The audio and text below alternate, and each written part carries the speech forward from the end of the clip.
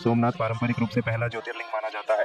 किंवदंती है कि चंद्रमा देवता को उनके ससुर दक्ष प्रजापति ने घटते हुए प्रकाश का शाप दिया था। उन्होंने इस स्थान पर भगवान शिव की पूजा की और शिव ने उन्हें आंशिक रूप से ठीक कर दिया, जिससे चंद्रमा घटता बढ़ता रहा। इसलिए इसका नाम सोमनाथ, चंद्रमा के स्वामी, पड़ा। मल्लिकार्जुन यह ज्योतिर्लिंग भगवान शिव और देवी पार्वती से जुड़ा है। पौराणिक कथाओं के अनुसार कार्तिकेय भगवान शिव के पुत्र ने तब अपमानित महसूस किया जब उनके माता पिता ने उनके भाई गणेश की शादी पहले कर दी। उन्होंने कैलाश छोड़ दिया और क्रौंच पर्वत पर बस गए। शिव और पार्वती उनसे यहाँ मिलने आए और शिव मल्लिका पार्वती को और अर्जुन शिव को संदर्भित करता है के रूप में प्रकट हुए। महाकालेश्वर यह एकमात्र ज्योतिर्लिंग है जो दक्षिणमुखी दक्षिण की ओर है। किंवदंती दुशाना नामक एक राक्षस की कहानी बताती है जिसने शहर को आतंकित कर रखा था। भक्तों ने शिव से प्रार्थना की जो महाकाल के रूप में प्रकट हुए और राक्षस का वध किया। फिर अपने भक्तों की रक्षा के लिए ज्योतिर्लिंग के रूप में वहीं रहे। ओंकारेश्वर नर्मदा नदी में एक द्वीप पर स्थित यह द्वीप स्वयं ओम प्रतीक के आकार का है। यहाँ दो मुख्य मंदिर हैं, ओंकारेश्वर और ममलेश्वर। किंवदंती है कि विंध्य पर्वतमाला ने भगवान शिव की तपस्या की और शिव यहाँ ज्योतिर्लिंग के रूप में प्रकट हुए।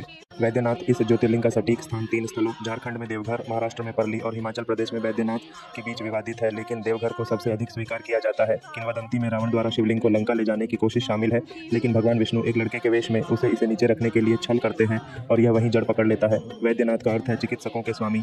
सह्याद्री पहाड़ों में स्थित यह ज्योतिर्लिंग त्रिपुरासुर राक्षस के वध से जुड़ा है। शिव ने अन्य देवताओं की मदद से राक्षस द्वारा निर्मित 3 शहरों त्रिपुरा को नष्ट कर दिया। इस गहन युद्ध के बाद शिव के शरीर से जो पसीना बहा उससे भीमा नदी का निर्माण हुआ कहा जाता है। रामेश्वरम सेतु समुद्र में एक द्वीप पर स्थित इस ज्योतिर्लिंग की स्थापना स्वयं भगवान राम ने की थी। सीता को बचाने के लिए लंका जाने से पहले राम ने जीत के लिए उनका आशीर्वाद लेने और एक ब्राह्मण रावण को मारने के पाप से खुद को मुक्त करने के लिए भगवान शिव की पूजा करना चाहते थे। उन्होंने यहाँ शिवलिंग स्थापित किया। नागेश्वर वैद्यनाथ के समान सटीक स्थान विवादित है। गुजरात में द्वारका, महाराष्ट्र में ओंढा या उत्तराखंड में जागेश्वर सामान्य दावेदार है। सबसे लोकप्रिय किंवदंती जो अक्सर द्वारका से जुड़ी है, दारुका नामक एक राक्षस की कहानी बताती है जिसने सुप्रिया नामक शिव भक्त को कैद कर लिया था। शिव नागेश्वर के रूप में प्रकट हुए और राक्षस का वध किया, वहीं अपने भक्तों की रक्षा के लिए निवास कर रहे। काशी विश्वनाथ वाराणसी में स्थित जो दुनिया के सबसे पुराने जीवित शहरों में से एक है, इस ज्योतिर्लिंग को विशेष रूप से पवित्र माना जाता है। काशी को शिव का पसंदीदा शहर माना जाता है। पौराणिक कथाओं में कहा गया है कि भगवान शिव स्वयं यहाँ निवास करते हैं और काशी में मृत्यु मोक्ष मुक्ति प्रदान करती है। त्र्यंबकेश्वर नासिक के पास स्थित यह ज्योतिर्लिंग अद्वितीय है क्योंकि लिंगम में ब्रह्मा, विष्णु और शिव का प्रतिनिधित्व करने वाले 3 मुख हैं। किंवदंती कहती है कि ऋषि गौतम और अन्य देवताओं के आग्रह पर शिव गंगा गोदावरी को इस स्थान पर लाए और त्र्यंबकेश्वर के रूप में यही निवास किया। केदारनाथ हिमालय में स्थित यह सबसे पूजनीय और पहुंचने में कठिन ज्योतिर्लिंगों में से एक है।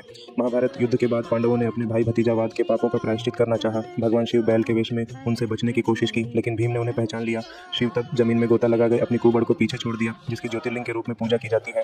कृष्णेश्वर औरंगाबाद के पास स्थित इसे 12 ज्योतिर्लिंगों में से अंतिम माना जाता है। किंवदंती में घुस्मा नामक एक भक्त महिला शामिल है जो प्रतिदिन 108 लिंगों को एक झील में विसर्जित करती थी। जब उसकी बहन ने ईर्ष्यावश घुस्मा के बेटे को झील में फेंक दिया तो भगवान शिव प्रकट हुए और बेटे को पुनर्जीवित किया। घुस्मा के अनुरोध पर कृष्णेश्वर के रूप में वहीं रहे।